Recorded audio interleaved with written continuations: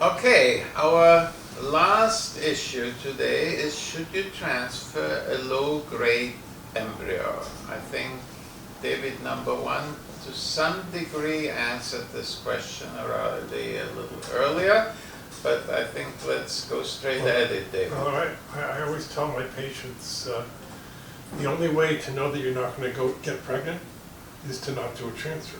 Yes, that is absolutely So correct. if you have an embryo, unless it's completely fallen apart, degenerated, and dead, well, why not transfer it? It's and this is not meant as a joke, but it is not very different from the advice we used to give in the old days to people who were trying to prevent pregnancy from happening, when we told them the only way to really prevent it is simply not to have sex, Yeah. right?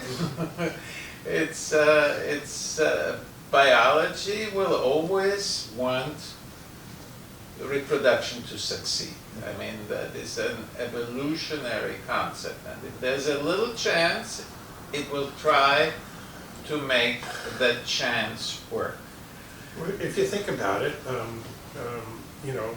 even a cleavage stage embryo, each of those blastomeres has the potential of becoming a baby. You can take an 8-cell embryo, break it in half, and end up with twins.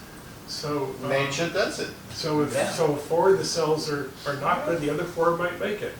So And we know now that there is this tremendous plasticity in the human embryo. Again, we were talking about, we've been able to watch this development now, time and time again, and selecting a bad cell, eliminating it, fixing a cell that may not have divided properly. These are well within the norm of things that enter into the embryology lab personnel making a final decision. We were talking about grading before. Okay, so they follow as closely as they can the guidance of grading systems, but I think, we know some embryos that might not make the grade, hence the poor grade embryos, deserve a chance depending on the patient's situation. Absolutely, absolutely right. Mm-hmm. I mean, not every patient has 20 embryos stored away in the freezer.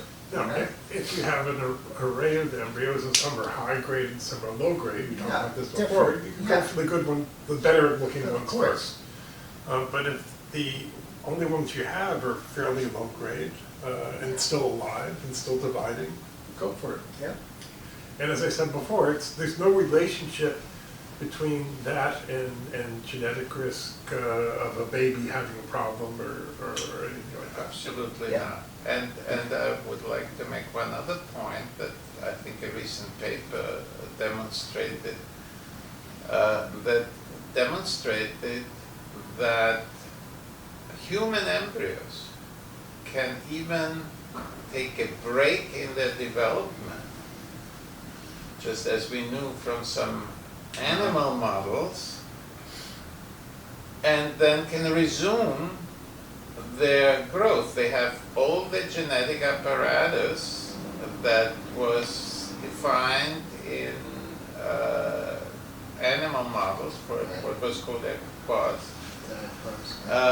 And so I would not even personally be surprised if some embryos, which we think arrested, in reality might still be rescuable. And I think that this might actually be a very interesting research project. I wonder, with all the time lapsing that's been done, look for that. if human embryos Yeah. do take a nap every once in Yeah, a while. for yeah, example. Because yeah. again, when the embryologist is gauging these, especially if you're doing 5 or 6 day culture, you want to see progression. Right. And not seeing progression might say to you, well, this embryo is not going anywhere. But if it's in diapause, it still has a chance. If it is in diapause, it has a chance, and it may just need that pause, for example, for recovery. I think something that we have to remember is, that our colleagues basically compete with each other based on their pregnancy rates per transfer. And in an effort to maintain those pregnancy rates per transfer, they'll shy away from transferring an embryo that's less likely to implant. And we have to ask, are we here for the purpose of elevating our competitive pregnancy rates per transfer?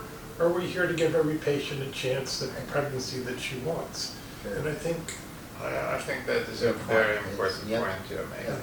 This is a very important. What comes first, the patient or the business? Yeah. You know? Yeah, I think Should, that of is course, a very be the important patient. point.